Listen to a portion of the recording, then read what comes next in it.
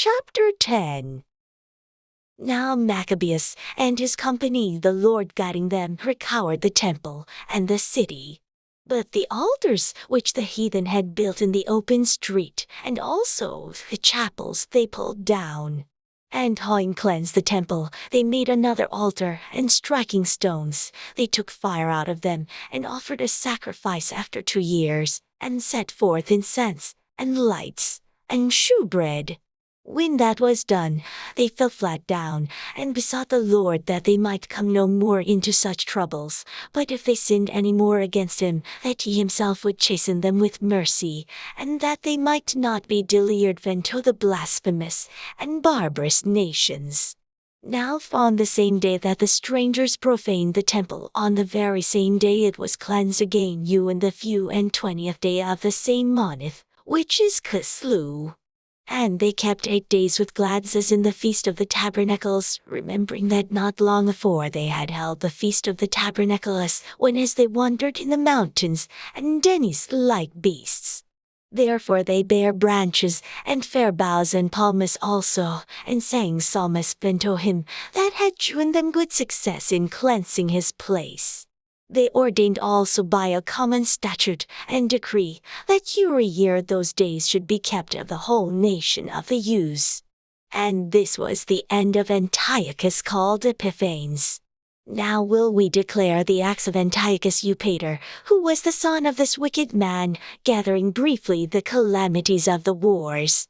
So when he was come to the crown, he set one Lysias o'er the affairs of his realm, and appointed him chief governor of Coelesyria and Phenice. For Ptolemais that was called Macron, choosing rather to do justice unto the Jews, for the wrong that had been done unto them, endured to continue peace with them.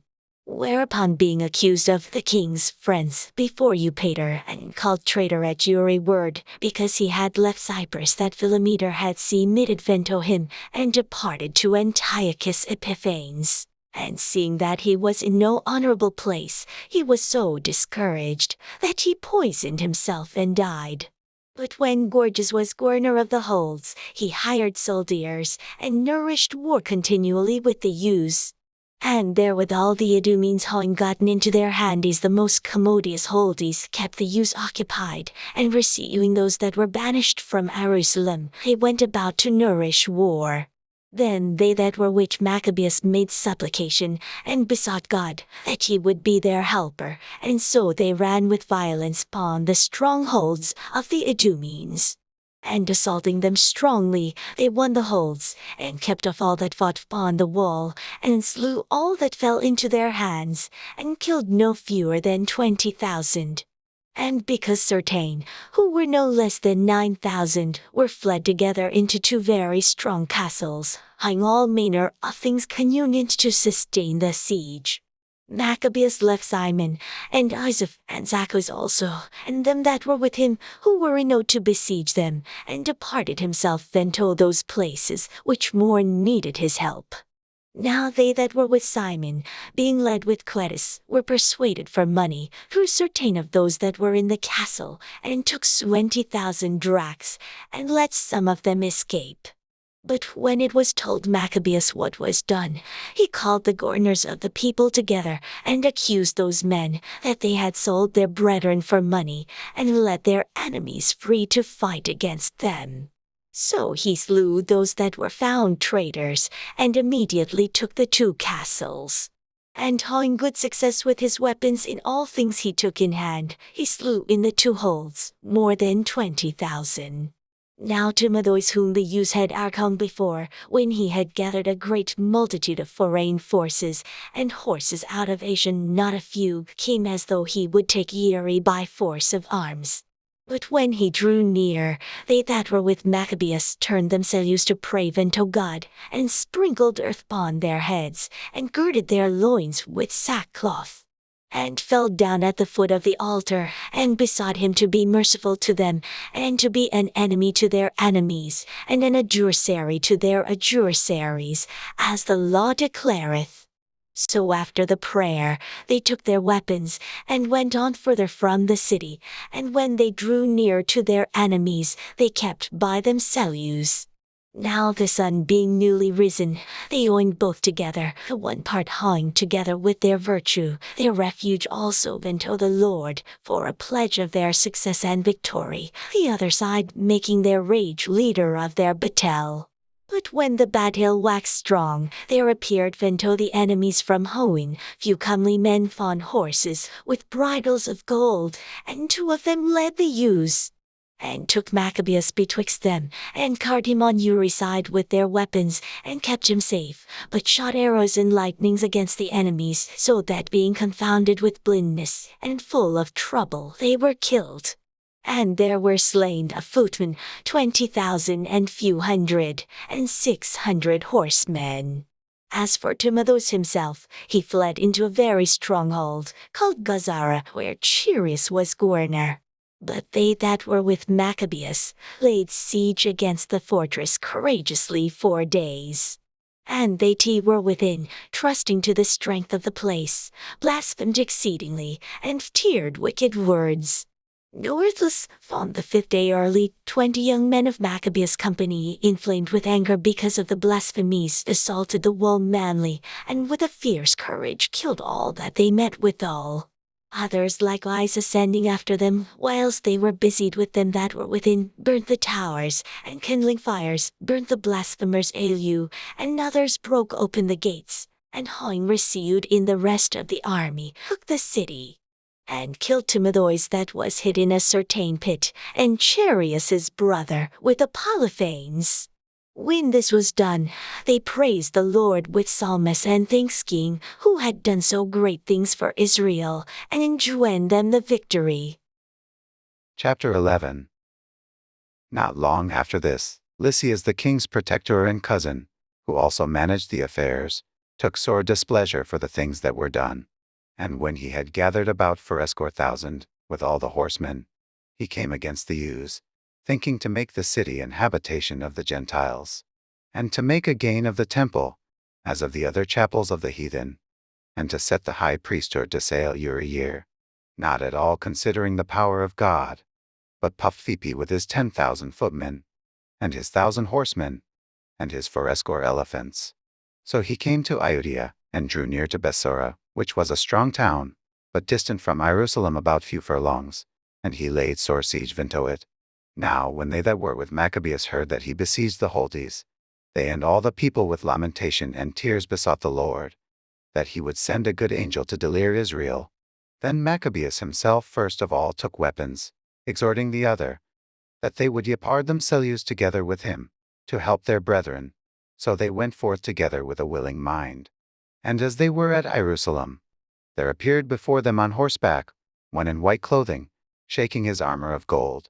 Then they praised the merciful God altogether, and took heart, insomuch that they were ready not only to fight with men, but with most cruel beasts, and to pierce through walls of Huron. Thus they marched forward in their armor, hawing an helper from Hoen, for the Lord was merciful unto them. And doing a charge their enemies like lions, they slew 11,000 footmen, and 1,600 horsemen, and put all the other to flight. Many of them also being wounded, escaped naked, and Lysias himself fled away shamefully, and so escaped, who as he was a man of understanding, casting with himself what loss he had had, and considering that the Hebrews could not be overcome, because the Almighty God helped them, he sent unto them, and persuaded them to agree to all reasonable conditions, and promised that he would persuade the king that he must needs be a friend unto them. Then Maccabeus consented to all that Lysias desired, being careful of the common good. And whatsoever Maccabeus wrote unto Lysias concerning the ewes, the king granted it.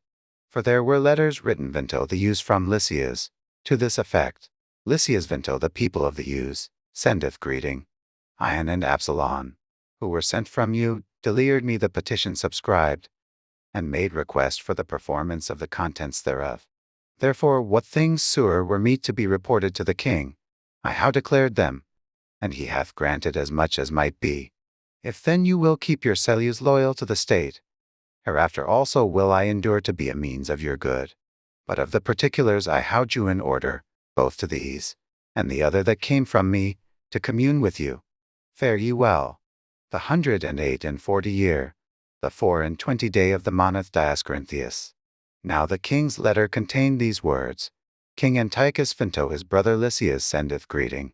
Since our father is translated Vinto the gods, our will is, that they that are in our realm look quietly, that every one may attend on his own affairs. We understand also that the Jews would not consent to our father for to be brought Vinto the customary of the Gentiles, but had rather keep their own manner of lying, for the which cause they require of verses that we should suffer th to live after their own laws. Wherefore our mind is, that this nation shall be in rest, and we how determined to restore them their temple, that they may live according to the customs of their forefathers. Thou shalt do well therefore to send Vinto them, and grant them peace, that they are certified of our mind, they may be of good comfort, and your go cheerfully about their own affairs. And the letter of the king Vinto the nation of the Jews was after this manner: King Antiochus sendeth greeting Vinto the council, and the rest of the Jews. If ye fare well, we how our desire, we are also in good health. Menelaus declared Vinto verses, that your desire was to return home, and to follow your own business. Wherefore they that will depart shall have safe conduct, till the 30th day of Xanthicus with security. And the Jews shall their own kind of meats, and laws, as before, and none of them any manner of ways shall be molested for things ignorantly done. I have sent also Menelaus, that he may comfort you. Fare ye well. In the 148th year, and the 15th day of the month Xanthicus, the Romanes also sent Vinto them a letter containing these words: Quintus Memmius, and Titus Manlius, ambassadors of the Romanes, send greeting Vinto the people of the Jews. Whatsoever Lysias the king's cousin hath granted, therewith we also are well pleased. But touching such things as he judged to be referred to the king, after you how doest thereof, send one forthwith, that we may declare as it is communion for you, for we are now going to Antioch. Therefore send some with speed, that we may know what is your mind. Farewell, this 148th year, the 15th day of the month Xanthicus. Chapter 12. When these questions were made, Lysias went Vinto the king, and the Jews were about their husbandry. But of the governors of several places, Medois, and Apollonius the son of Genius, also Hieronymus, and Demophon, and besides them Nicanor the governor of Cyprus, would not suffer them to be quiet, and live in peace. The men of Ape also did such ungodly deed. They prayed the Jews that dwelt among them to go with their wives and children into the boats which they had prepared, as though they had meant them no hurt. Who accepted of it according to the common decree of the city, as being desirous to live in peace, and suspecting nothing. But when they were gone forth into the deep, they drowned no less than 200 of them. When Judas heard of this cruelty done Vinto his countrymen, he commanded those that were with him to make them ready. And calling on God the righteous judge, he came against those murderers of his brethren, and burnt the Hun by night, and set the boats on fire, and those that fled thither he slew. And when the town was shut VP, he went backward, as if he would return to root out all them of the city of Iop. But when he heard that the Iamnites were minded to do in like manner Vinto the Eusti dwelt among them, he came on the Iamnites also by night, and set fire on the Hun, and the Noi, so that the light of the fire was seen at Jerusalem 240 furlongs off. Now when they were gone from thence 9 furlongs in their journey toward to Medois, no fewer than few thousand men on foot, and few hundred horsemen of the Arabians set upon him. Whereupon there was a very sore battle, but Judas by the help of God got the victory, so that the nomads of Arabia being Archon besought Judas for peace, promising both to do him cattle, and to pleasure him otherwise. Then Judas, thinking indeed that they would be profitable in many things, granted them peace, whereupon they shook hands, and so they departed to their tents. He went also about to make a bridge to a certain strong city, which was fenced about with walls, and inhabited by people of Dur's countries, and the name of it was Caspis. But they that were within it put such trust in the strength of the walls, and provision of victuals, that they behought themselves rudely towards them that were with Judas, railing, and blaspheming, and stirring such words, as were not to be spoken. Wherefore Judas with his company, calling on the great Lord of the world, who without any rams or engines of war did cast down Jericho in the time of Hoshea, got a fierce assault against the walls, and took the city by the will of God, and made unspeakable slaughters, insomuch that a lake 2 furlongs broad, near a dyening thereinto, being filled full, was seen running with blood. Then departed they from thence 250 furlongs, and came to Cherikov into the U's that are called Tubini. But as for Timotheus, they found him not in the places, for before he had dispatched anything, he departed from thence, having left a very strong garrison in a certain hold. Howbeit Dositheus and Sosipater, who were of Maccabeus captains, went forth, and slew those that Timotheus had left in the fortress, about 10,000 men. And Maccabeus ranged his army by bands, and set them o'er the bands, and went against Timotheus, who had about him 120,000 men of foot, and 2,000, and few hundred horsemen. Now when Timotheus had knowledge of Judas coming, he sent the women and children, and the other baggage into a fortress called Carnian, for the town was hard to besiege, and Vnishi to convento, by reason of the straitness of all the places. But when Judas's first band came in sight, the enemies, being smitten with fear and terror through the appearing of him that seeth all things, fled amain, one running this way, another that way, so as that they were often hurt of their own men, and wounded with the points of their own swords. Judas also was very earnest in pursuing them, killing those wicked wretches, of whom he slew about 30,000 men. Moreover, Timotheus himself fell into the hands of Dositheus and Sosipater, whom he besought with much craft to let him go with his life, because he had many of the youth's parents, and the brethren of some of them, who, if they put him to death, should not be regarded. So when he had assured them with many words that he would restore them without hurt according to the agreement, they let him go for the sawing of their brethren. Then Maccabeus marched forth to Carnian, and to the temple of Atargatis, and there he slew few and 20,000 persons.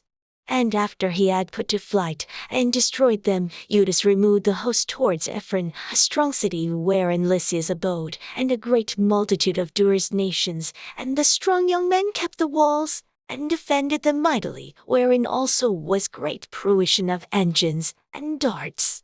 But when Judas and his company had called upon Almighty God, who with his power breaketh the strength of his enemies, they won the city, and slew 20 and few thousand of them that were within. From thence they departed to Scythopolis, which lieth 600 furlongs from Jerusalem. But when the Jews that dwelt there had testified that the Scythopolitans dealt lewingly with them, and entreated them kindly in the time of their adversity, they got them thanks, desiring them to be friendly still unto them, and so they came to Jerusalem, the feast of the weeks approaching. And after the feast called Pentecost, they went forth against Gorgias the governor of Idumea, who came out 3,000 men of foot, and 400 horsemen. And it happened that in their fighting together, a few of the Jews were slain. At which time Dositheus, one of Basiner's company, who was on horseback, and a strong man, was still on Gorgias, and taking hold of his coat, drew him by force. And when he would have taken that cursed man Alu, a horseman of Thracia coming on him, smote off his shoulder, so that Gorgias fled to Marissa. Now when they that were with Gorgias had fought long and were weary, Judas called upon the Lord that he would shew himself to be their helper, and leader of the battle.